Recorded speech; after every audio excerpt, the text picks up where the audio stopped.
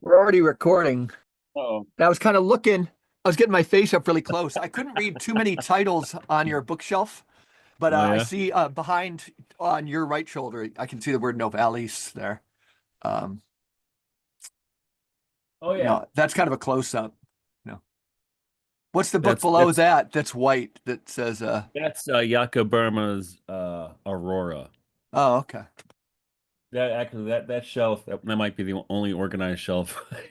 There's a couple that are organized, but Yeah. that's mostly Sophiology, like Sophiology's greatest hits. Yeah. Illich once talked about and it can sound kind of pompous, I suppose, or but the notion that for people who lived in the age of the book, and for him, almost like what we'll talk about today in some sense, eons, what's going on, the cauldron's on the boil. But he talked about in the age of the book prior to, and the way we looked at ourselves as almost books.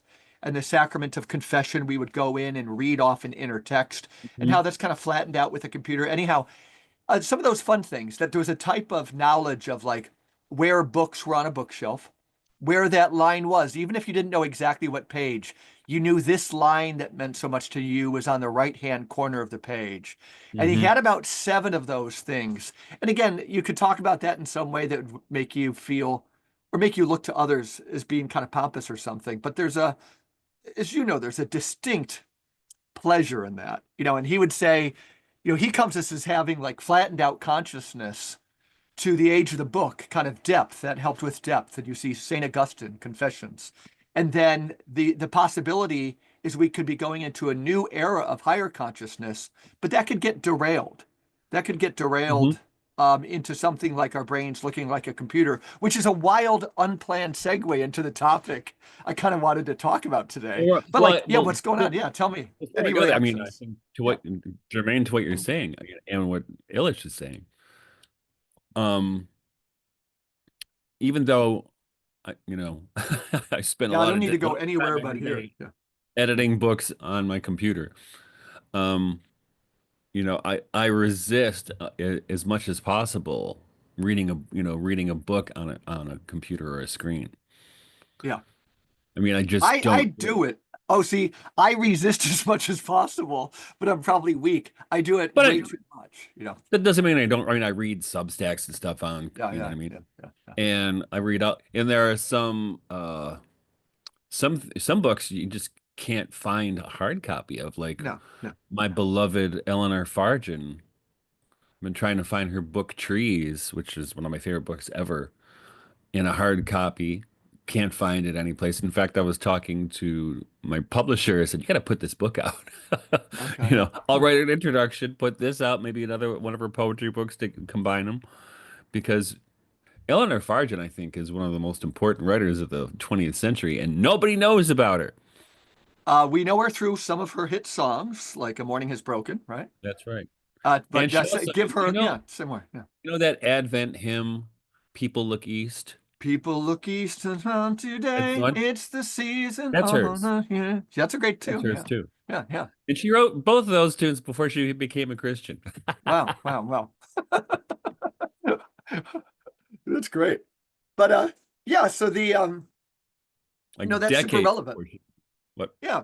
I think, but talking about that huge meta history, I could say like there's this guy, Andrei Navrazov, who used to write for Chronicles magazine. Back in the day, I did Yeah. a few articles for them. He was this Russian emigre, really funny. But he was reviewing a book, and this title was popular for a while, but these books came out like the Gutenberg Elegies, remember that? About Hmm. again a flattening out of consciousness. Um, but they would go from this pattern I like is from original oneness to alienation to what Barfield called final participation. It's the one I like. I'm not selling it to well, I'll sell it to people, but I can't prove it's true. But in an analog with that, you had kind of a caveman consciousness, which was cotentive. It was a widespread, unfocused awareness. You kind of knew so much, you heard so much.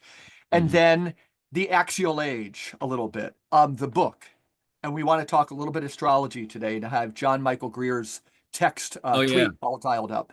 But the I'm glad you do. I was gonna get it. good, good, yeah, I was it's gonna load good. it up too. Yeah, But and before, so yeah, yeah, go but say. before, you know, um, so. probably through the pandemic.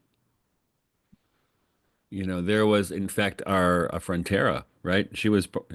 Uh, she was doing this too. Like, the idea of, where, and I think this is what going to be have everything to do with what we talk about today, but how the archons were trying to kind of herd everybody online, into ant farms and make everything digital, and so I spent a lot of time, or well, my whole life, Work but from especially in home the on your past, computer. Yep. Yep.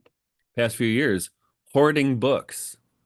Yeah. Like go to like rummage sales or yard sales or used bookstores and just kind of hoarding hard copy books for Yeah. for the day in which they don't exist. I mean, it's like Fahrenheit 451, right? Yeah. When they won't exist, because we know if they move everything digitally, that, and we've already seen this happen where they have been editing, like say Jane Austen or somebody, to make it more woke, or not, woke is probably not the right term, but more socially acceptable. Uh-huh. That they have, some, or they might have some misogynist themes, or they might Yeah. have Yeah. no girl bosses or whatever, right? So I think that there's a case to be made for that, for Yeah. for Yeah. hoarding actual books. No, again, it's like, and I would put it in the context of like a true or false final participation, a true or Hmm. false circle two. That whether we're going to go the technocratic, no authorship, right? You didn't used to have authorship, or the history of the muse. We'll talk about that. But then you get the age of the book, and is that going to lead to kind of a higher resolution of some themes of different epochs? Or is it going to be this kind of what I would call return to the matrix, racing around, erasing human personalities? Well, And things yeah, like I that. mean, that's the That's big the question. Elon Musk question, right? Well, that's the big question of the Yeah, moment. We're going to yeah, talk about yeah, John Michael Greer, yeah. but I think there's also an element of it. Believe it or not, I mean, I really do believe this, and this is totally going to be germane to what we talk about today. There's an element And of we're it. actually talking about it now, which is really Well, funny. I Yeah, know. You yeah, know yeah. that book, who Thomas Cahill, How the Irish Saved Civilization. Yeah, his whole series was kind of good, wasn't it? A lot of those. And he's a good writer too, Yeah, yeah. makes it even better, right? Hmm. He writes well, Yeah. which is a lost art, trust me.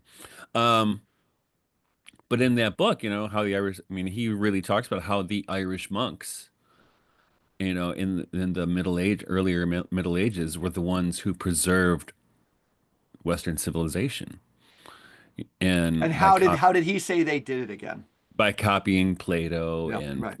making, the Scriptoria, where they were copying all the ancient wisdom and then preserving what at the time would have been the modern wisdom as well, right? Hmm. I think that's enormously important. And then you get a little bit farther, a little bit later in history, I think another person who deserves a lot of credit, to a family that deserves a lot of credit, are the Medici, who Cosimo de' Medici and his son Sure. Lorenzo, Il Magnifico, the Magnificent. And Lorenzo was, I mean, both of them were extraordinary patrons of the arts and learning. And Good people too, or kind of like when we look at Renaissance times, could they be that and do an important task and still be kind of rat bastards in their private oh life? Or yeah, what were the? Yeah, yeah, yeah, so what? yeah. Right. But what they did, I mean, I think actually there's probably a comparison to Elon Musk that could be made. Okay. But talking about, like, Lorenzo, he was the patron as a kid. He basically adopted Michelangelo Hmm. as a teenager and had him basically educated by the finest minds in Europe, meaning Pico della Mirandola and Marsilio Ficino. And they would sit at the table and have these extraordinary conversations every night for dinner Yeah, yeah. about philosophy or what's the nature of love or whatever it happened to be, right? And Cosimo started it and Lorenzo continued it. They went around the Mediterranean collecting manuscripts, like, you know, ancient manuscripts from Plato and from the Hermetica and everything they could find, and they saved it all that stuff could have been lost. Kind of, Mhm. kind of like what happened by accident much later with the discovery of the Qumran and the Nag Hammadi. Sure, sure, yeah. You know, Or the but these tragedy, guys were inversely, the actively tragedy of trying. the burning of the library in Alexandria or something, Yeah, right? You know, it was. these It's that like, this is bigger than the burning of a library. This is wild stuff that and history there, kind of turns on and I such have. I moments. mean, you got to have a lot of respect for people who try to preserve, you know, what has been best in human thought and endeavor, right? Yeah. Including art. I mean, and that you can see with the Florentine Renaissance, the explosion of talent that happened in this really tiny window of historical time, Mhm, mhm. in whether and it's an architecture or sculpture or painting or, whatever, or philosophy. I mean, I don't know if you've read much Pico de la Mirandola, I but have, yeah. but it it Just when I used to you teach read that stuff, it humanities. gives you hope for humanity, It does. Yeah. So I mean, I think there's that's very commendable. And there's a sense too that this great Catholic historian, John Lukács, Mhm. who was he taught at a Quaker college his whole life. And he was, he was one of these people who could give so much credit to Owen Barfield, but pretend that Owen Barfield had nothing to do with Rudolf Steiner, almost de facto, right? Another one of those. Yeah, Yeah, like yeah, Mark yeah. Verney.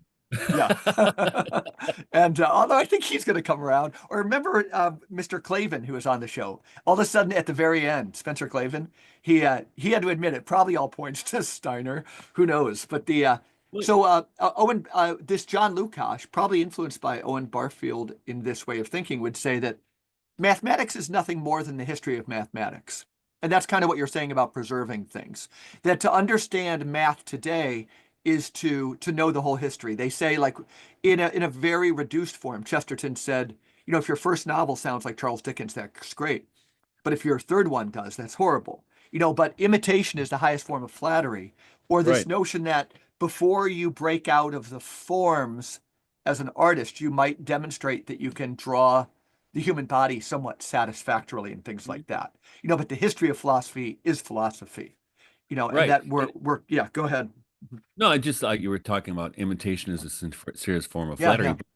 yeah. Salvador Dali dropped actually one of my favorite quotes, especially when I'm talking to young musicians or poets or writers, and that he said, and I think there's such a wisdom in it. He said, "I became myself by imitating Missonier." Hmm. And I know that. I mean, whether you're a poet or, I mean, certainly when I started writing songs when I was a teenager, you start by imitating the things you like. Yeah, yeah. Eventually, you get into your own thing, and you Hmm. have your influences, and they're still there.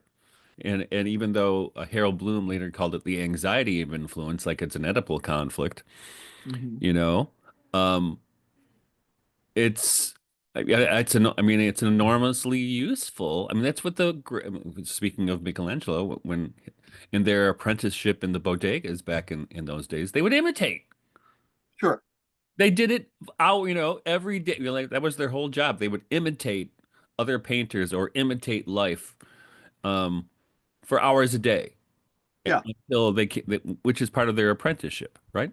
Well, even Stendhal says a novel is just a mirror walking down a street, like holding it up Mhm. to society. And Yeah. he was known to be able to do, wild impressions of people, which is again like the ability to put yourself into another person's place. And What that's is what's it to so great be? about Yeah. parody. Yeah. And even Parody that is the same gesturing. thing, right? Yeah. I Yeah. tell parody is hard to write um, because two things. You have to know the thing you're parodying. Uh-huh. So to know it that well, you got to love it to a certain degree, right? To make fun of it. You have to Yeah. understand it. So you can't really write parody without being a fan. Uh-huh. You know what I mean? I do get it.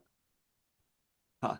So if we wanted to, why don't you state, let me read John Michael Greer's text, all Yeah. right, or his tweet.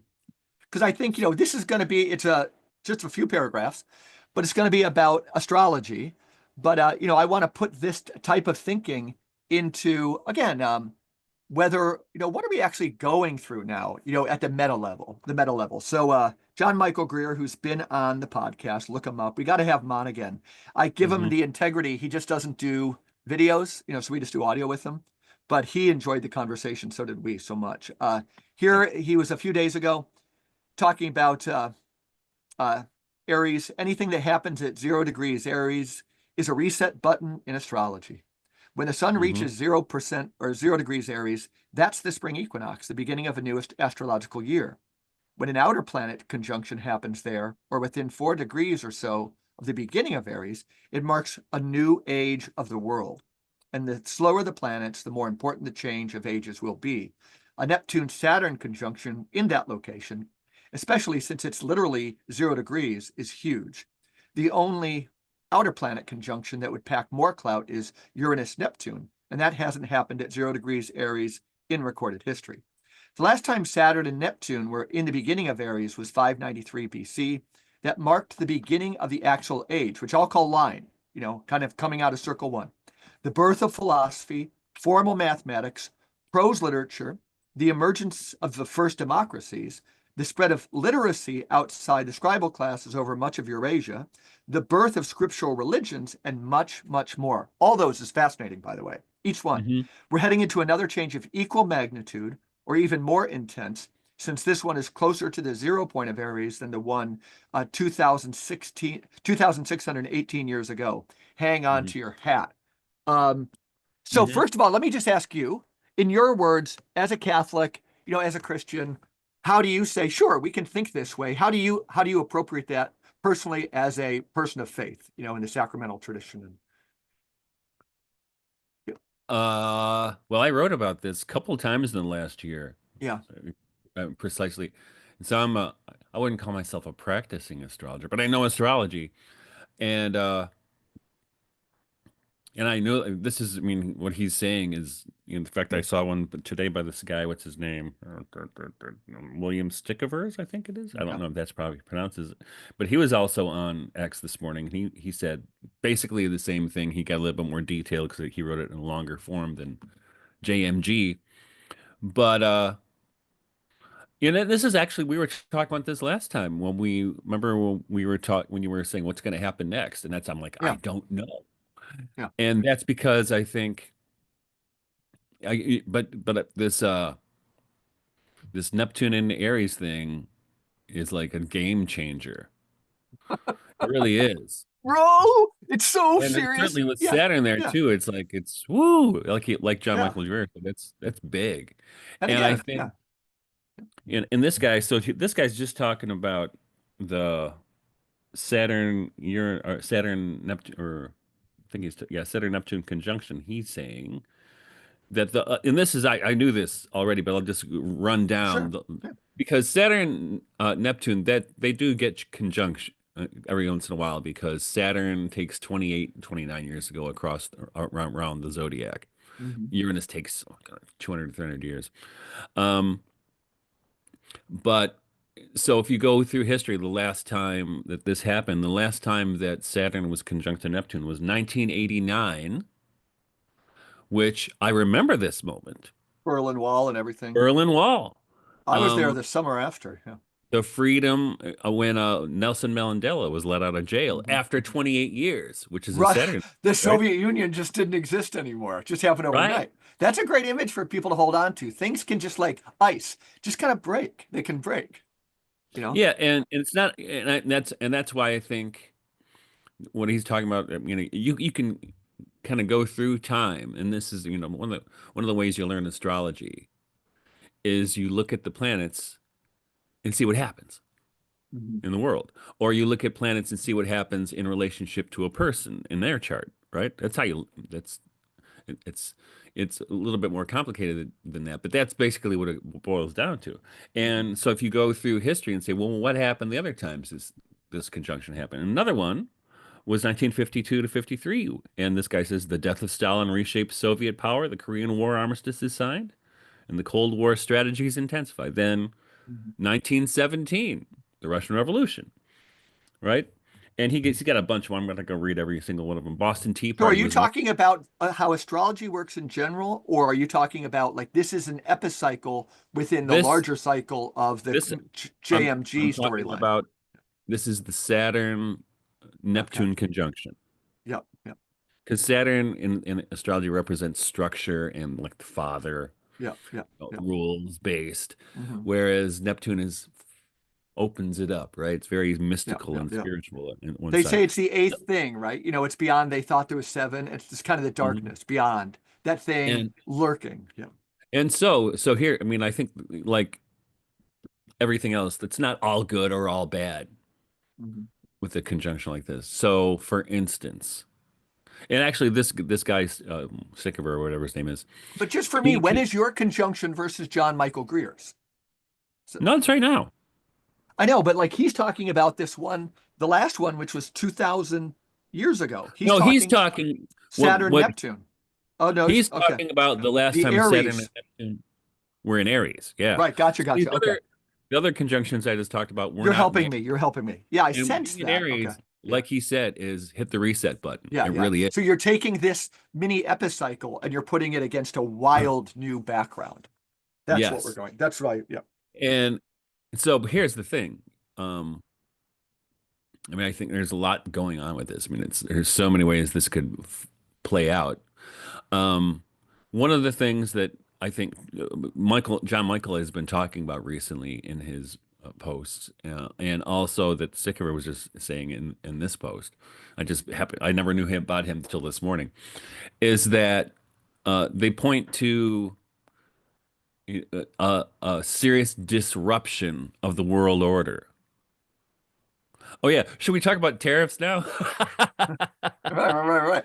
And I You just see know, this separation, which could be a good well, separation or a bad and the weird separation. and the Sometimes weird people are thing. codependent and they need to pull things apart. Sometimes they need to work on those things that get us together. And these are all the big questions going on. Go ahead. But the weird thing to me is that, I shouldn't say weird, interesting, is that Donald Trump, he kept announcing this was coming, but he said he's not going to do it till April 2nd, right? And he said it Okay. was because he's superstitious, meaning, and the implication was, I'm not going to do it on April 1st, it's All Fool's Day. Uh-huh. But I don't, just looking at it from an astrological point of view, like, no, he was waiting until Neptune was in Aries. Yeah, That's yeah, what he yeah, was waiting for. yeah. And because and then I will go to my tomb claiming this, that I assume either Trump or somebody around him knows about this. They never say it out loud. We know that Nancy Reagan used an astrologer while she was in the White House Oh, yeah. and Or the counseled foundation of Ronald Reagan. Washington, D.C. has huge astrological things going That's on. right. Our But good here's friend the Bill thing. Kaufman, he's written on that subject. Yeah. But the other thing is, it's not only they're not the only ones who know about this. And Right. those I have been calling the archons for the last 5 or 6 years, meaning the assholes who are trying to run things, right? Mhm, Who are, mhm. so I got in a big argument with my friend. Love this guy, but he thinks Somebody, I follow somebody him. whose name you care to drop or no? No, I don't want to Don't, out don't. him. Okay. Yeah. Yeah. But he's a good friend of mine, Yeah. musician. I mean, I love this guy. But we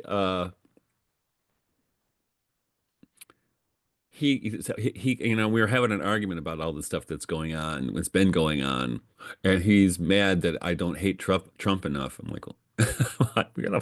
sorry, but but I pointed out to him, this whole what we saw happen 5 years ago when in lockstep, all the Western nations started with the Build Back Better sloganing, right? Or the new normal. And they were all in lockstep, locking down their nations. And, you know, it was, and you could see it was not a good thing. But so these guys also know astrology. And like we've talked with Guido, and Guido's right. They're always 10 steps ahead, but they're trying to stay 10 steps ahead of this one, of Neptune moving in Aries and then the conjunction with Saturn. They're trying to move ahead of that one. I don't think they can. But I think Yeah. I what wouldn't we've know. seen happen for last years is they have been trying to rig it so when this paradigm falls apart, they're in charge of the next one. I would say the same thing in a different way, but not a contradictory way in any respect. But yeah, in all these cases, the epoch we're going into, Aquarian age, you can get into that. What are some of the themes of that? You also posted, and I talked with a friend of mine who knows who's from Hindu culture, but the Kali Yuga, the Kali Yuga, some people say. He said, oh, in India, it was great. He just said, like, in India, it would be like, I said, did you guys, in your day-to-day consciousness, you were aware that this was kind of coming to an end in different versions, just like astrology, Mhm. have different visions of when. And again, I don't think either you or I need like an exact date, but there's different themes is the way I look at it, Right. different themes approaching. But I see kind of what we're going into. You would use archons, and I don't disagree with that at all. But It's a useful term. yeah, it is a useful term. But I think, we're going into the Aquarian age, and there could be a true or a false one. We're going Mhm. into we're going into a world of greater harmony, but that could be like a beehive, a termite, a termite mound, or an ant heap, versus a world as if people really mattered. And that's the Mhm. Elon Musk phenomenon again. So I say, in addition to what you're saying, I almost think the archetype of the true and false kind of community we're looking at, a reductionist one, the worldview of the census, is it almost gets us, for me, Michael, it gives me more sense of agency. So whether it was being run by archons or not, it gives me, or it's a complementary view of we know the blueprint, and the blueprint was there at the time of St. Paul. He knew that the Antichrist, nestles right in the heart of Christ, and there would be a false perversion of this. This is Illich's whole Right. schema. It's Giorgio Agamben's whole schema. Hmm. Um, but I think those two views are kind of important because we know, Right. because we can look at everything. Is this leading us towards, so look at young people again, or computers. Is this leading us towards any type of world? Elon Musk might be a good guy, but we need everybody to say on their own, what type of world do I want to live in? What is my relationship with technology and things like Hmm. this? Right. Yeah, And I think that all is relevant because I think, yeah, kind of like the good side, bad side thing. yeah. So with Neptune moving into Aries and then later Uranus or, or Uranus moves into Gemini. Uranus moves into Gemini, I think, September. Okay. Uranus moving into Gemini suggests kind of an explosion or innovation because like John Michael said, and this is true, when those outer planets move into a new sign, it's like a new era happens. And we're Mhm. having a lot of new era stuff happen at the same time, right? I think so. Yeah, I'm just saying, I honestly think so. And And a lot of people I respect who are very grounded just say they think so. Institutions that we took for granted are crumbling. You and know, so what's quickly. gone is the era of that way of looking at schools. What's Hmm. gone is the era, which again, education is a scarce commodity handed off in rooms. Gone is the way of hospitals and institutionalized medicine, where Hmm. it's commodified, it's scarce. You have, a weird kind of clericalism about the whole thing. This is institutions, the way of doing politics. Let's hope that beyond what's currently going on in American politics, for me, can we get rid of the nation state? I've been telling you, I've been teaching this Catholic social thought class, and the popes, they could consecrate. They could no longer give their consecration to absolute monarchies. Good for them. They, but then when they saw democracy and they wondered, does error have rights? That whole evolution. Then they really get into the conscience. I still Right. think that's very potent when you look at quotes about conscience and the increasing incarnation of the word. But they never consecrated the nation state. They consecrated democratic practices to reach decisions. They consecrate a Well, lot of things, but it's the nation state. I hope that crumbles too. And you mentioned beyond like the tariffs. I don't know if the tariffs are going to lead us to the beehive or the other way, but I think it's this upcracking that's very interesting. well, And we'll and I find think out. And we'll find out. Yeah. it was interesting that maybe a month ago, Marco Yeah. Rubio, when they were interviewing him, when he first was appointed, he said, "No, we're not no longer a we're not the sole superpower anymore. This is a the Yeah. Own it. multipolar Own it. planet." And which he's right. You should just acknowledge that. And what's been happening is the American government's been spending so much money that we don't even have what it would I used to know, be. but we're bombing Yemen as we speak. It's Yeah, really I don't get tough. that. Yes, to But keep the shipping lanes open. to go Go ahead. back Go to ahead. Yeah. Neptune and Aries and Uranus in Gemini, um, that well, Uranus in Gemini is like technology. So like it could be a good thing.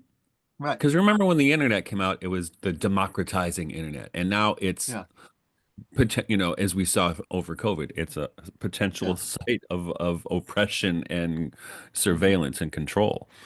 So there's a potential there, and Yeah. because Gemini is the you know it's ruled by Mercury, which is the messenger of the gods, right? So it's about Hmm. communication and stuff like that.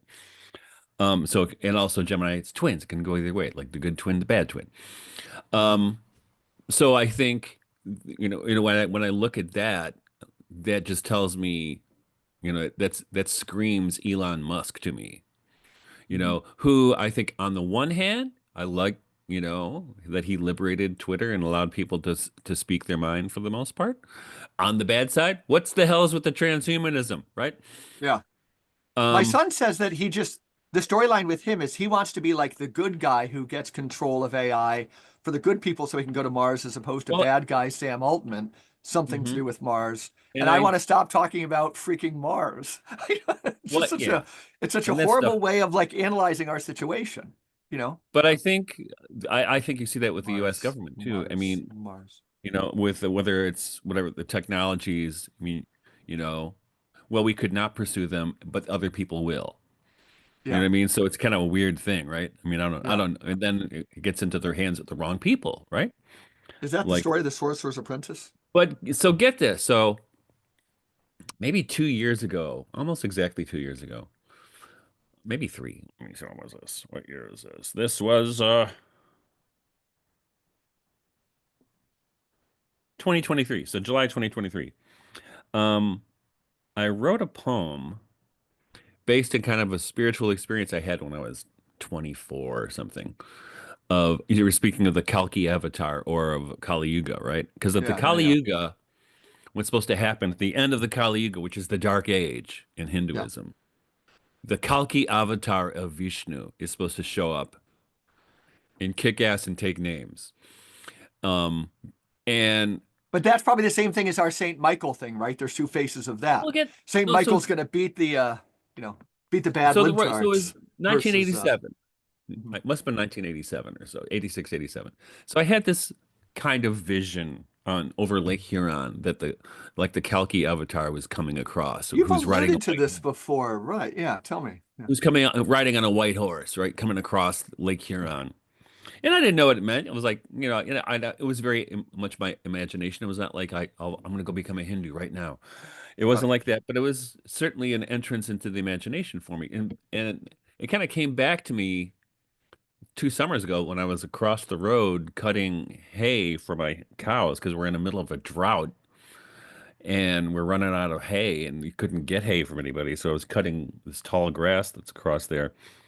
And I wrote a poem, and I'm going to read you the last two stanzas of the poem because I'm it's in. totally what we're just talking about. Wow, yeah. And here's what I wrote. But I wonder what he was telling me, the blue god, as he disturbed the Huron moving west. This was in the summer of 1987.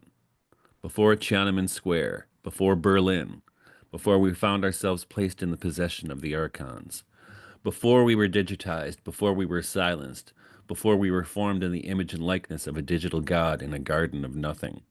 Mhm. I hear deep thunder as the storm comes creeping closer, and I realize it is time I finish the scythe work. There is no wisdom in tempting nature, no matter how poetic the blade one holds.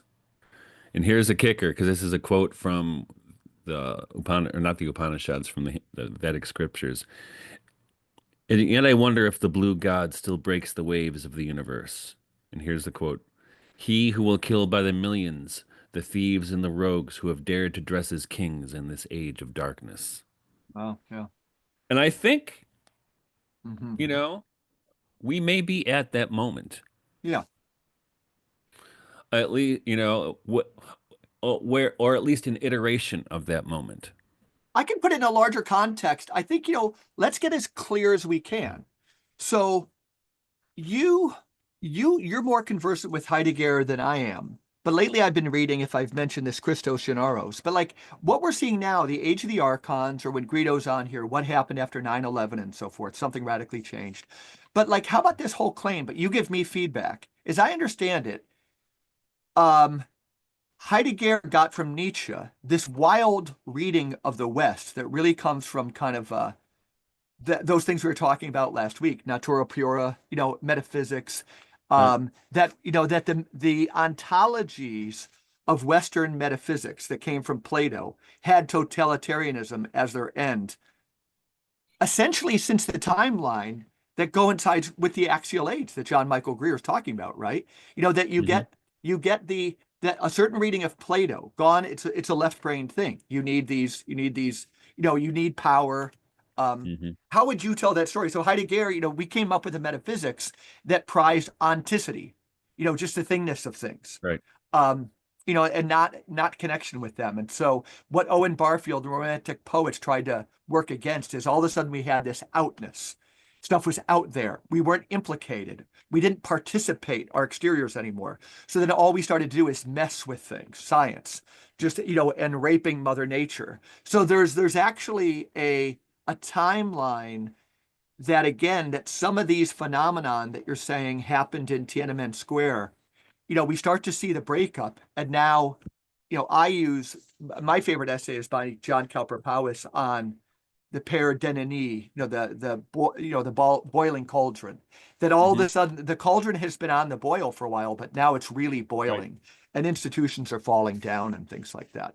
But that historical timeline, what's your feedback on Right. that? Well, the thing is, it depends which Heidegger you're talking about, right? Because if it's Okay, the early so Heidegger, you know, like the being in time Heidegger. no, the one right, Yeah. the same Heidegger who wanted to raise up Rilke and say we need a new way of thinking. Well, yeah, that's where I'm Yeah, going. yeah. And I think one of my favorite things, I mean, my favorite book by him is certainly Poetry, Language, Thought. Okay. And where he's got probably my favorite essay by him. I mean, the question concerning technology is up there, but Yeah, right. what are poets for? Right. And here's what he says, if I can find it. It's a great quote. Mhm. Uh, to be a poet in a destitute time means to attend singing to the trace of the fugitive gods. This is why the poet in the time of the world's night utters the holy. Mhm. This is why in Holderlin's language, the world's night is the holy night. And I Yeah. think, I've been, I've been banging on about this for a while, but I think, so certainly my understanding of poetic metaphysics owes a lot of debt to Heidegger in Mhm. that right there, because, and I think we live in a historical moment where poetry is at its nadir.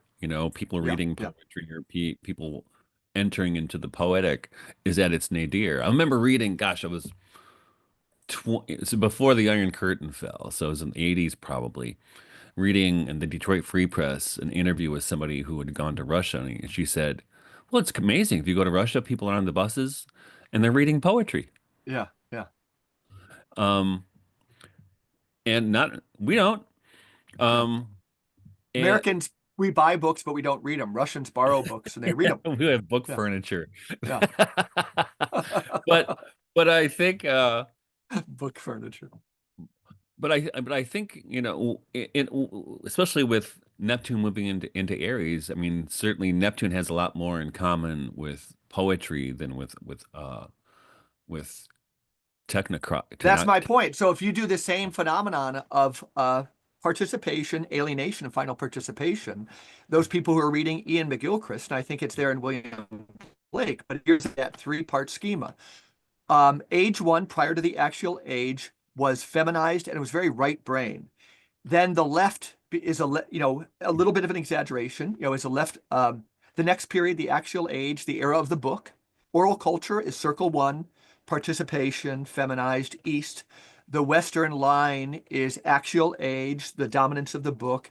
These Hmm. institutions start growing like a certain form of church, hospitals, and things, and that the where we're moving now, the Aquarian age, Aries and Neptune, the thing beyond is a reintegration of dark and light, the feminine and masculine, but it's also the higher resolution of the right and left brain, where the right brain is kind of dominant again, but doesn't get out of control, but uses the left brain like a tool. And we need And that. I Yeah. think that's what's what kind of coincides with what you're describing there, and I think it's Mhm. true. Uranus moving into Gemini is very much a left brain tech, you know, Yeah. communication kind of approach. But on the other hand, with And maybe it could Neptune be very baptized too. feminine, Neptune being very feminine, moving into Aries, that starts a new, and I think it will, and you can already see it. Uh, it starts a new uh, impulse, we could say in Steinerian language, of spirituality, and also like we talked last time, we were talking about how I'd been editing these books that were discussing quantum theory and stuff, Mhm. and how, and I just wrote this on the Druid Stairs Back about how people who step in or stumble into the other world, with the fairy kingdom. There's a lot in common with that to the discoveries of quantum theory in Yep. the multi-words Yep. worlds Yep. Yep. hypothesis or That non. idea of quantum theory, again, it's pop psychology, it's pop this, pop that sometimes, but it's real. That we would say again, the masculine era, everything could be out there. And then it was the return of the oppressed, right? At one level, you had the insights of Freud and Charcot and people that the rational mind is not as rational as we thought. Like there's chaos Mhm. lurking right there. And then the other end, at quantum physics, uncertainty was introduced there at the very basis of matter. Yeah, And now yeah. that stuff is just coming into, it was lurking there. We haven't known what to do with it. Now it's just trying to say, like, I'm here, deal with me. Like this, Hmm. yep, And interestingly, another, talking about, huge changes afoot, and I think that's huge changes. it is. And so even with this whole thing with the tariffs, right, which you've seen the Yeah. people on the left losing their shit about for the last few days. Everybody's an The economics stock expert market right now. lose its They shit love about the it. word, they love the musical Hamilton, but must have hated his economic policy. Oh, but so I just happened to catch this morning on X, this British woman talking about it. She's like, no, this is actually, it's kind of ironic. So you have this kind of muscle being exerted by the United States. I mean, almost like, okay, here's our last big thing we're going to do to the to the whole world. Yeah. We may be taking your USAID money away, but we're going to do this before we go. And so with disrupting that, and she was saying, and this it speaks to us that this and actually I saw an interview with Tucker Carlson. I didn't see the whole thing. I just saw a couple clips of Tucker Carlson with Scott Bessent, who is the Secretary of the Treasury, I think, Okay. and who was saying, Bessent, he's saying, look, at 80% of the wealth in the stock market belongs to the top 10% or maybe less than that of people. Right. That whole thing could be But- blowing up. And he said the next um, 12%, or the 12% of the next demographic owns whatever percentage, I can't remember what. But he said the rest, which is 40% of people or more, are in debt. Yeah. And he said the economy is not set up for those people. It's set up for the people at the top making all the money, Yeah. which is we Yeah. saw that through COVID when they closed all the small businesses and all the big box stores and the top guys the wealth migrated from the bottom to the top. It was the greatest wealth transfer in world history. Yes. Yeah. So he was saying this is a broken system. Hmm. And he's right. And Yeah. so this other thing I saw with this British woman talking, she's saying, no, this will be good for localism, It could be. which I would, is, yeah. I don't know, I don't have any idea, good or bad, what's going to happen with what's going on. I have no Me idea. too. I Me, don't, me neither. Yeah, that's what I was but gonna I say. do I have, know, yeah. it does give me hope to see um, power taken away from the people at the top and just giving the people at the bottom half a chance, right? Yeah. To do something.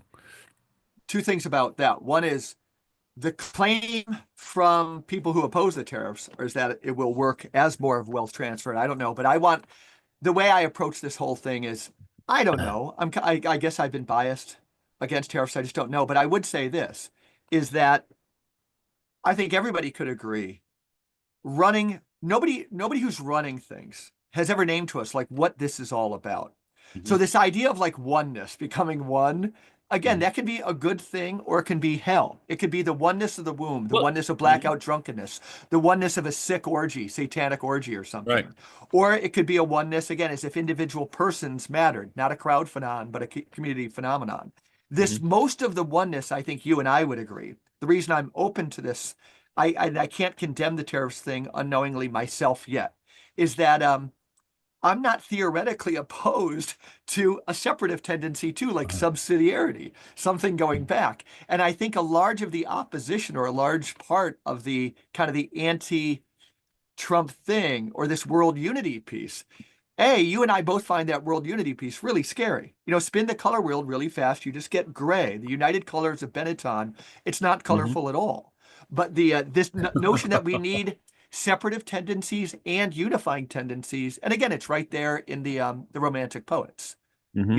We have separative tendencies and unifying at the same time. But if they're unifying without separative tendencies, that's a regressive solution to the problem of alienation. It's like Right. back to the womb. It's like back as if none of this mattered. So, I mean, Yeah. those are some of the principles I use as we're going through this time. I just don't know. I don't know. But I yeah, I don't either, but I do yeah, know yeah, that I mean, one thing because it's already happened, like you can see it in real time and have for a long time, is that you talk about, the nation state, and I think what's worse than the nation state is a one world government, yeah, yeah. and Who's going to in, police the in, a, policeman in is a the fundamental microcosm of question. Yeah, one a microcosm of the one world government is the EU, which yeah. I think, as far as I'm concerned, is probably one of the most evil organizations on the face of the earth. It strikes me as it is like this Kaja Kallas, this crazy Estonian, like they've got in charge of Oh, foreign I policy. know. It's just if somebody wanted, it's going to sound so kind of like anti-feminine, but if somebody wanted to create an image of somebody who just loved, took a new genius to the love of war and bombing, she might be it. And Yeah. Christine, the whole Lagarde, it's all crazy, Well, crazy. I think what you see there is They're um unelected. They're literally unelected. well, we heard for years, didn't we, Mike, that well, the problem with the world is it's run by men. Let women run things. Yeah. I Change. guess And that's then my then they only get into point. I'm not saying anything against women, but it wasn't as simple an answer to that idea as years ago. Again, there's So the anyway, I'm going to yeah, read go, you a couple things. So please, this please. woman's name is Jasmine Birtles. This is the British woman, and she's got a whole thing, but she said Trump's tariffs will usher in a new world order, which is what we've been talking about. Yeah. This is the start of living, working, and trading locally, I think. It will take years, but it's going to happen. Globalization is on its way out. And I hope that's true. Yeah. Yeah. Yeah. I'm into that. Yeah. It was Um, where we were going. The other direction was so horrible. It's all this like, and again, we're not saying I don't think you and I are saying Trump wants to stay outside this sick game of like rare earth mining. Um, mhm. the number, I don't know how many people die in Africa, probably with USAID money, a lot of them, but in other ways, but others just, corporations going in there, the Algerian wars over oil, Blood Diamond, that movie, that's all globalism. The seedy side of globalism, some of that stuff. And I don't have the answers into where we're moving, but if, there's a lot of African economists I know who are again, asking just to be let alone over there. Stop Mhm. sending us all your aid. There's parodies of "We Are the World, We Are the Children" and everything. That is a I great know. part of all of Africa. Like, It go sounds Yankee nice, right? It's do-gooders, good go propaganda. home, go home. They're all saying, "Go home, leave us alone." Yeah, and so ex case in point, I think probably, you know, some, not everybody, but some of the women leaders across the world, especially leaders of nations, were the worst under COVID. Like in this one, there's this guy tweeted this morning. Never forget what Jacinda Ardern did to New Zealand. Behind the soft tone and polished speeches was one of the most authoritarian crackdowns in modern Western history. Mhm. And he points out, under Ardern's rule, citizens were locked in their homes, families were separated by checkpoints, the unvaccinated were segregated from society, protesters, peaceful, brave, and ordinary Kiwis were beaten, smeared, and silenced, and it was all wrapped in the language of kindness, Remember right? Laura Bush when we started bombing some country in the Middle East said we were doing it in the name of women's rights. Again, it's Yeah. like on both sides, like these criminal entities, the Bush families, the Cheney So, families, the Obama, the so Clintons. Yeah. yeah, so I resist, for Yeah. instance, the temptation, which is lazy thinking, to think, wow, we just give it to women that they're going to be nice Yeah. and caring. No, Yeah. not necessarily. There's a dark mother as well as a light mother, Yeah, right? there's Rapunzel who Yeah. locks her children in a tower. There's the she-wolf that Hmm. eats her own young. As again, for the male, there's people play with this. There's actually good books. There are a lot of new agey ones, but the shadow masculinity, the true masculinity versus this new online culture of subjugation of women. So much men, overreacting to the trans phenomenon, which Hmm. was not good. There's this kind of new masculinity that's nothing short of messed up, dark. So there's a Well, very yeah, dark to masculinity and overcompensate. there's a dark femininity. Sure. And I think not, I don't think the new masculinity or whatever that is a response to the trans thing. I think it's a response to men being basically emasculated over the last generation or two, Yeah. where Yeah. boys are, you told not to climb trees, it's too dangerous, Hmm. or, you know, to discourage boys from being boys, Hmm. to, fling around terms like toxic masculinity. And boys are so aggressive. It's a feminization of the male, right? Hmm. Hmm. I think that has not been healthy. And so I think what you're seeing with this kind of very butch, pro-masculine thing, performative, is a Yeah. response to that. Because that, Yeah. which is, kind of, you got to expect when that happens. Yeah. That watering down of Eventually you're going to gender get is a pushback and necessary it's going to be recipe for a caricatured, right? hive, right? That Hmm. watering down of gender is a necessary recipe of the hive, Hmm. a requirement of the hive. The Yeah. uniform. Ernst Jung saw the advent of the uniform, where instead of this kind of complementary intersubjectivity that used to Right. happen between men and women, there was no one way to be feminine or just one way to be masculine, but there was this dance of the genders. And then in the industrial age that was building the beehive and everything, you had to water down both genders. So we were just like asexual beings. And that was a real assault on masculinity. Anything Hmm. distinct about men and the way they might perceive things. And again, it was an attack. Think of what Madison Avenue did to women. Saying you need to look this way, you need to wear these clothes, you need to do these things. Just Well, thick. and look what OnlyFans has done to women, right? Yeah, right. Um, because I think what you're saying, and I can't, it always strikes me in the weirdest ways. So last week I was editing a book it's a book of kind of autobiography by this woman about my age. Mhm. And in there, she had a photograph of herself, probably at 19 or 20. And I was like, oh, wow.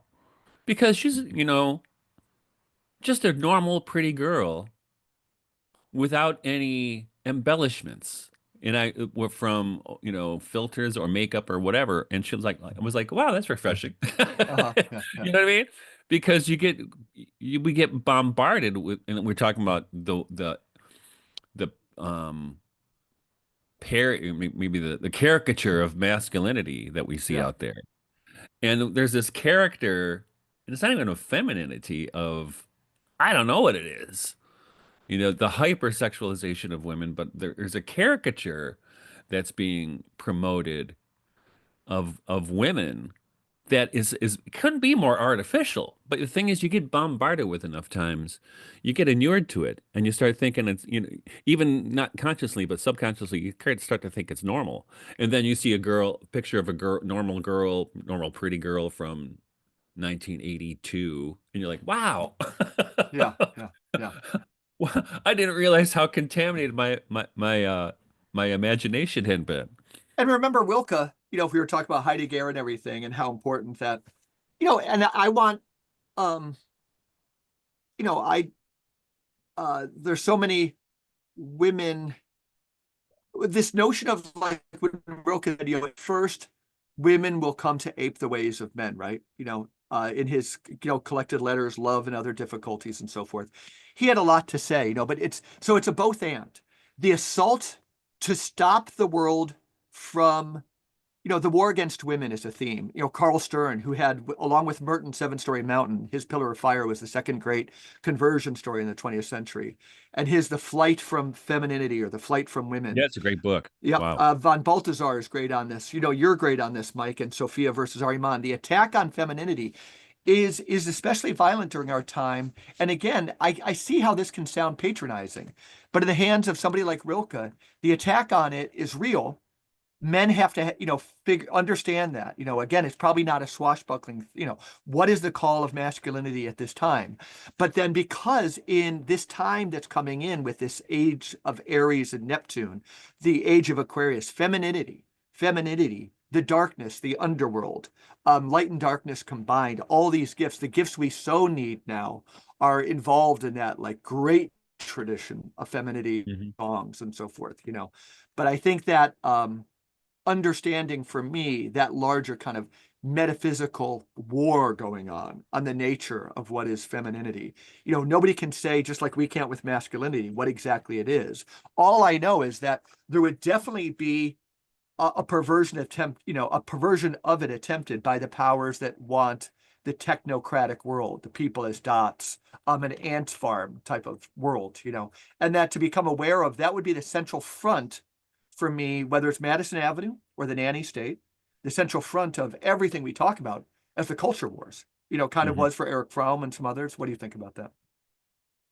No, I think It's kind of a large part of your work. let's Sociology. thinking, lazy thinking once like for instance, not to switch the topic, but because I'll go back to this in a second. Lazy thinking will tell you that all rich people are bad, all poor people are good, right? Mhm. Which is not true, right? I mean, there you can have, I mean, it would be nice to have altruistic rich people, and I think there probably are out there, at least partially. Um, and I mean, case in point, so Elon Musk, who's kind of an interesting figure because, like I said earlier, there's some stuff I like, stuff I don't like, but he, those astronauts were stuck up at the space station for 9 months or whatever it was. And Yeah. he sends one of his rockets. Why didn't the US do it a long time ago? He sends one of his rockets, rescues him, takes him back. Nobody says anything. No, and It didn't even get hit the network news, right? but my politics would be so you'd have the left, loving NASA, but not Elon Musk's rocketry, and the right would love Elon Musk rocketry as you do for that reason. I'm against rocketry. I think it's little boys Yeah, I talk don't about like it a either, but good, he a good and rescued bad people who were masculinity, this kind of stranded. phallic love, 100%, 100%. But Yeah, never. yeah, so the left needs to clean up their action because they still love that kind of like adolescent male science. Let's just go far. Let's just blow up things for the sake of blowing up Speaking things. Yeah. speaking of which, remember when Jeff Bezos had a rocket and it looked like a giant penis? That's all I can. Well, I forget that It picture, but really did. yeah, It it's was like always been phallic. This whole rocketry it was thing. like it was like like that scene. October Sky, since Werner von Braun, he should have never left his hometown. Bill Kaufman uses that as this idea of like, we raise young people that you need to go far. You need to go far. Werner von Braun should have stayed where he was and right in the corner where he lived. Once they Yeah, take you and that's they what I take you to support. Yeah. Harvard, you're just going to be building rockets that blast men. It's very violent. Um, we need to laugh It's at rockets. We need I to could do laugh a at whole rockets. Freudian thing on this, right? But And anyway, you don't like missiles, nor do I. to go back to the Go. feminine. Yeah, yeah. So, you want to probably one of the most biggest misunderstandings of me by people who read my books is I think some people, not everybody, some people, very minority, but some a strong emotional minority thinks that I'm going to be all pro-feminist all the time and I'm like a goddess worshiper. And that's kind of lazy, right? That's not what I'm doing at all. Yeah, yeah, yeah. And You're actually the what you're I'm the trying to male Joan do Chittister. You know. is bring Actually, I like balance, Joan Chittister. What's you that? know, but I mean big part of the my sociological project is to bring balance into the Yeah, world, right, right, right, right. to Yeah. not to go fly into the other polarity. Hmm. Um and just to be honest, I mean, really to be honest, in fact, I wrote about this yesterday and yes, I wrote for somebody. Um that I was complaining about allegory because allegory does not leave the imagination anything to do. Like John Bunyan's A Pilgrim's Progress, which I cannot read.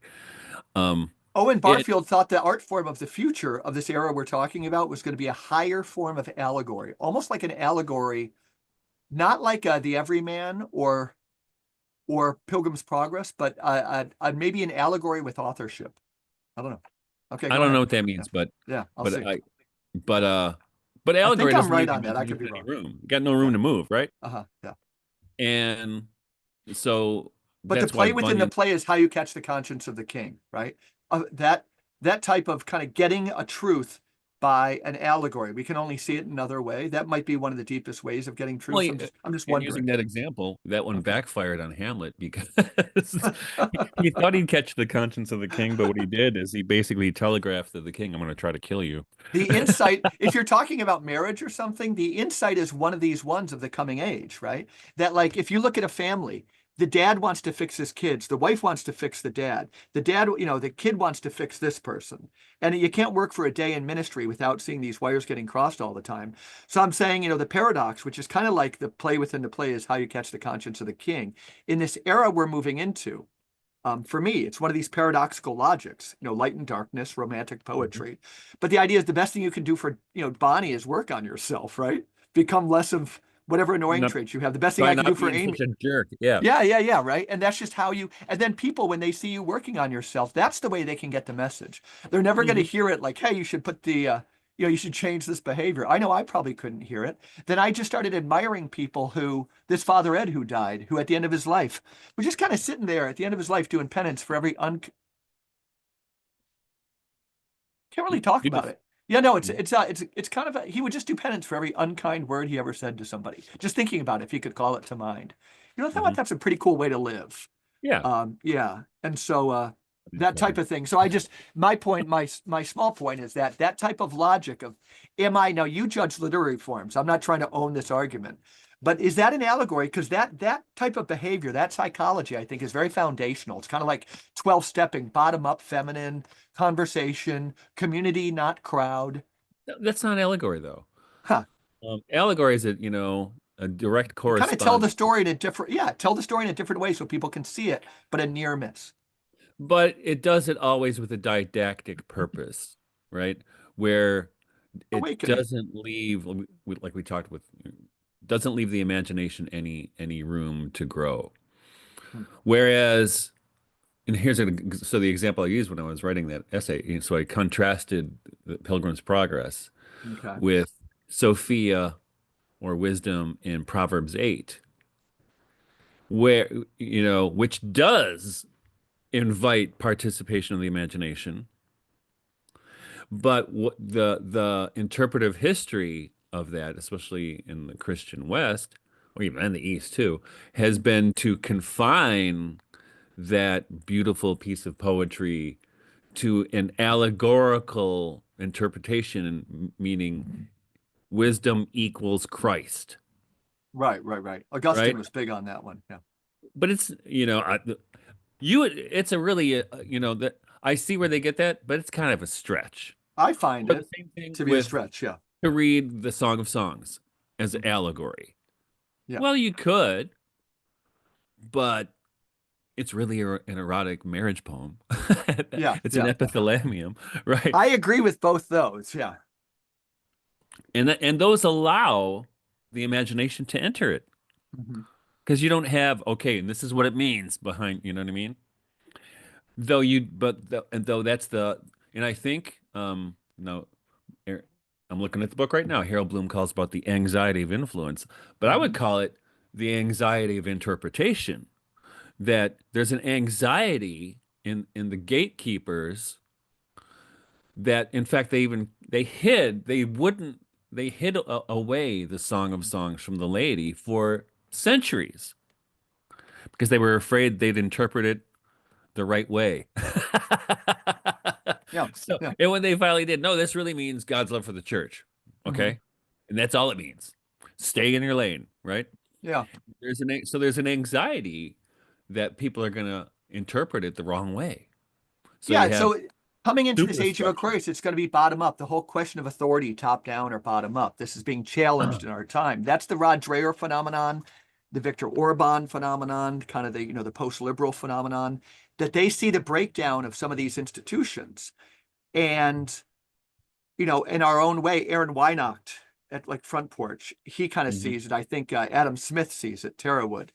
But like when we're looking at Patrick Deneen and these people doing the post-liberal thing, um, and again, there can be the bemused kind of the thing for me, the interesting thing right now is the pot is on the boil. I don't think the Orban thing is the answer, or necessarily, these are agents of influence, or I should say agents of change. And so I'm kind of watching the spectacle as like things rising and falling. But Hmm. you know, uh, I think all of this stuff is related at this time. Yeah. Now, Yeah. my thought about that is like, you know, thinking hierarchically, right? The top down, th- the authorities say we can't interpret this as a love poem. Yeah. Yeah. Okay, so let's stick to God's love for the church. Uh-huh. Um, on the other hand, a bottom up structure, it's still a hierarchy. It's just an inverse one, right? Oh, What totally, totally. what I think what what what what Neptune moving into Aries suggests to me is neither one of those, which actually is a dissolving, and it's something maybe that we've never seen, like we talked last time. Like I don't know what's coming, Yeah. but it's something pretty unique, and I think that's what we're heading into is something that's really unique, and that The model for beauty, this would be for me, because you use the word hierarchy, and I think I was trying to, oh, some of the other topics we've had with guests and so forth. I can vaguely remember a couple of weeks where I felt I was pressing people on this. But so even in this Catholic social thought class I'm teaching, Leo the 13th was just so overtly hierarchical. Then all of a sudden with Dignitatis Humanae, where the beginning of the takeover of this was attempted, that of the takeover of what democracy would mean. But the so a lot of people would say you can't get outside of hierarchy. But if there was a way outside of it in a world we're moving into, this would be the answer from Owen Barfield. You could bring in Dostoevsky, who said that beauty will save the earth. Well, what is beauty, says Barfield?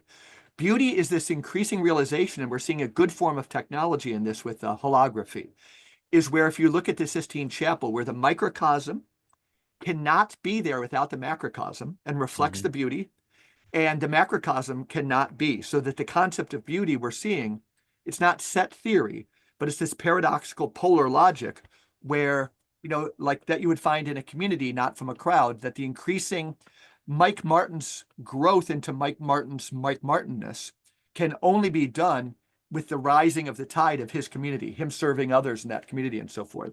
And according to Barfield, who in this essay, The Meaning of Beauty, um, and it's a compilation called The Rediscovery of Meaning and Other Essays.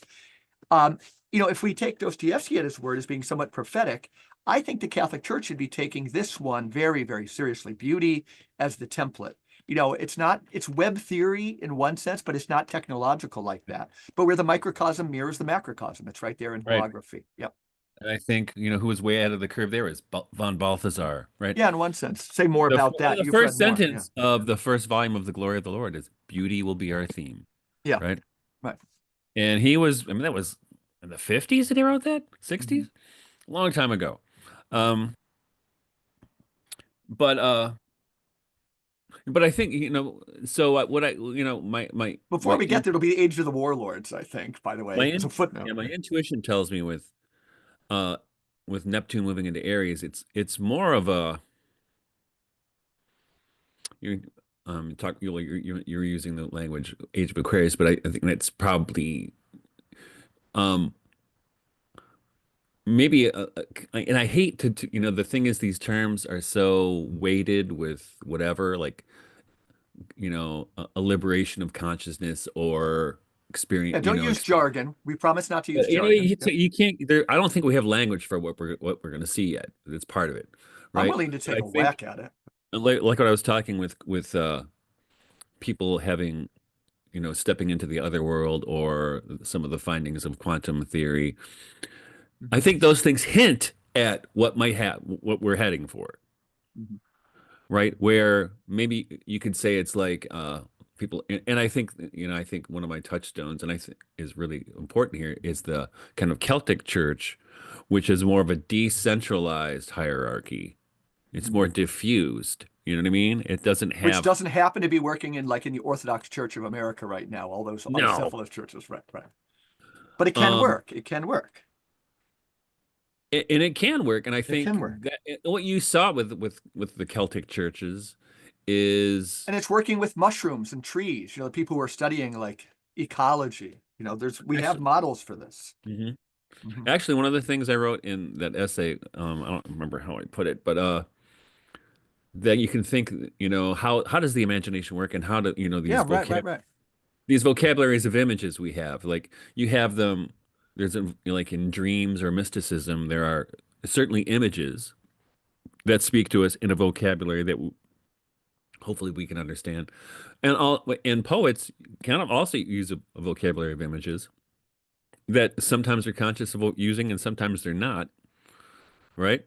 Yeah. And but isn't it also true, and this kind of touches on Jung's idea of the collective unconscious, there's kind of a mycelium network Okay. Yeah. of images that, Mhm. it's under the surface where I think they pop up and who knows where they're from, right? Yeah, and I think that's what's happening is because like when I this Gerald Hurd gave me this image that I referenced earlier is that like we have this area of rationality, which to tie some of it together for me, but I think you're better at this than I am, is that Nietzsche's critique, Heidegger's critique of Western kind of positivism, the outness of things, is that we started focusing there and around the corners of our kind of left brain focused vision, that form of attention, which was all focused, not ambient is around the corners you had like Heisenberg kind of over here, and you had the instance of Freud, which we could take him as insights, but that couldn't represent reality.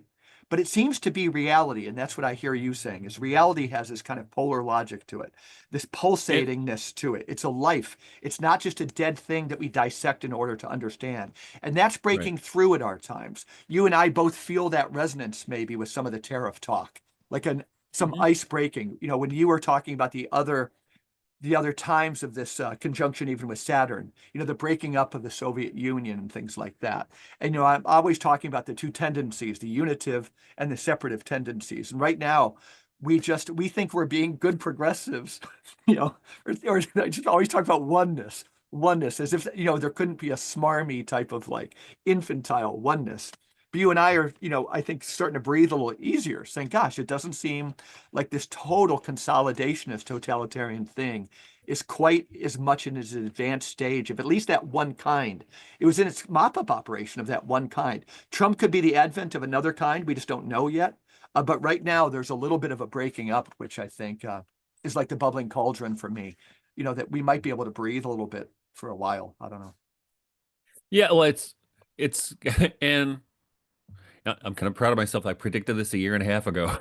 In what specifics? When I wrote in my blog, I was just looking at the big astrological movements over the next 2 years. I'm like, wow, it's over for the archons.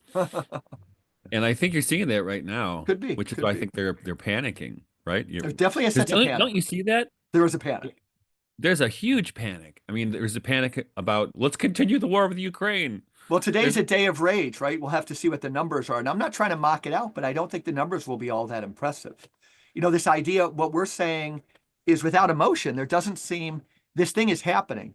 And there doesn't seem, it's going to probably continue because it doesn't seem to be a coordinated response. Nobody can articulate what they really agree or disagree with. It's just this kind of blind rage at Donald Trump. And Mhm. that when he actually asks people to leave their house about it, they don't, because I don't think they know exactly what they want to say. Was Cory Booker just talking for 20 hours about this and that? Was that an articulate response?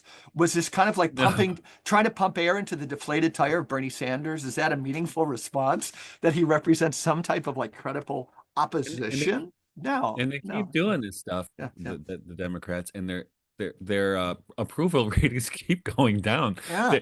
They're about to get to the point where they can't go any lower than zero. That's the idea. There's no meaningful response. I wish there was. I'd probably be part of it. I could probably craft my own, but All they have, yeah, all they yeah. have is rage, right? Blind rage, blind rage. That's all they had. Yeah, Oh, we hate Trump. That's their platform, right? yeah, yeah. Um, Love Trump. Hate means I hate Trump. and in fact, what's her name? Sasha Stone was saying, Who's Sasha Stone?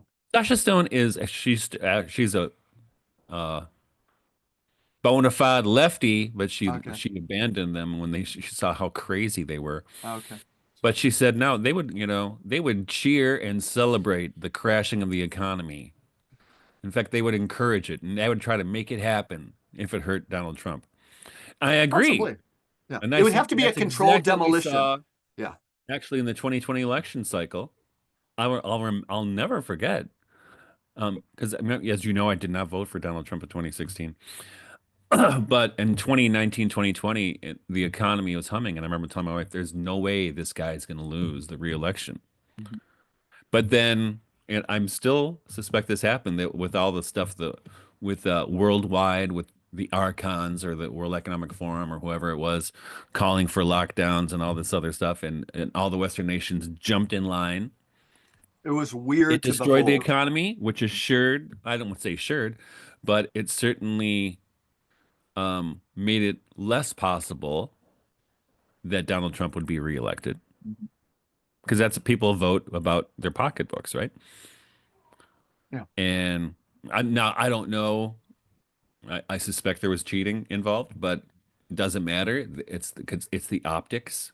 I It's like how the people who can't pretend there was cheating because cheating doesn't happen. We're like, no, we know there's been cheating in so many elections before. Even like Kennedy, like Chicago, Yep. the machine out in Chicago gave Kennedy the election.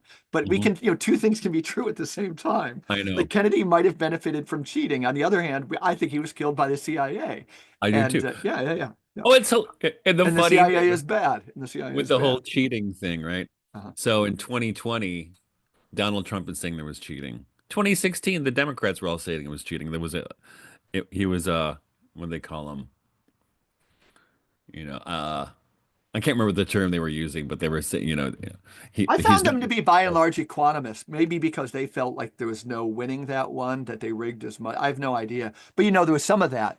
The but the yeah, my point is like there's just fraud everywhere. I guess the other one that this brings out is our friend Guido, and I think I'm with him, would say that this is kind of like to your point, or how much any given individual, we're all fallen, how much they would maybe hurt themselves to get at their enemy. In There Will Be Blood, Daniel Day-Lewis kills his son, over money. But Guido would say power. You can eventually get enough money, but you can never get enough power. Hmm. And we'll have to see. So it's kind of commonplace to say the banks are more important than power. But just one person, Preparata, would say, no, no, power is the thing. Power is the thing. Prepotence, just that thrill of having your boot on somebody else's head. That's the real thrill. That ties in with some of the child sex trafficking and Hmm. things like that. So to your point, if somebody would say these people would never kind of hurt themselves in their pocketbook, I would say, I don't know. You could make a good case that people would hurt themselves to maintain power. Yeah. No, but I'm not talking about those people. I'm talking about just like normal electorate, Yeah, fair. right? Because Uh-huh. most, working class people, they're going to vote for who lowers taxes and Sure, keeps sure. keeps things going, right? Yeah. And if the economy's in good shape, you got a good job. Even Mhm. remember Dennis Miller, who is not known as a liberal, um, during the Clinton administration, and You mean he wasn't known as a conservative, right? and he was pro Clinton Yeah. because the economy was in good shape, and I'll never forget because people were going on about Monica Lewinsky. He said, "You know what? I got some money in the bank. The economy's doing well. So if the little chief executive has to check into the Oval Office every once in a while, that's okay with me." It's politics for so many people, right? Yeah. Yeah. But that's kind of a standard, right? Yeah. I Pardon me. like when the moral purity test comes to national politics every so often, which is a tricky, Yeah. tricky one. So what are you doing today? I don't know. It's kind of crummy outside. Yeah, for me too. It's drizzly and slightly cold. Yeah. How about you? I've got You- to meet up with a few friends in college town where I worked at Geneseo, and then I'll probably watch the first of the Final Four. My team, Michigan State, lost last week. I'm not a huge sports fan, but yeah, because it's crappy weather here, I might turn on some college basketball Well, later. actually, yeah, my son works at a sports bar. It's going to be a big night for him. Yeah, yeah, yeah. Does he work at a chain sports bar or just kind of a No, local? just I don't know, some sports bar in Ann Arbor. Yeah, yeah. Did you order nukes for your bees, or what are you doing? Were you just trying maybe find a hive? No, since my bees survived, I'm gonna split the one I thought hive. you said they didn't survive. I'm glad to hear they did. At least No, one. no, no, they did. One of them, I don't know what happened. Queen lost or whatever, but they were Yeah. gone November, October. Oh, okay. They got robbed out, but my other hive is doing very well. They made it Right, through the right. winter. So I'm gonna, as soon as the dandelions start blooming in a few weeks, I think I'll split them around then. Well, cool, cool, cool. All right. Well, this was another fun conversation. Hmm. Everybody, thanks for listening to the Regeneration podcast. We'll regenerate again next week. Our friend Guido was he's in Italy, and we're gonna have our friend TJ on, who's a guy we began with back in the day. So Yep. TJ, I invited him this morning, but I only invited him yesterday. We fly by the seat of our pants here at Regeneration. Thanks for listening.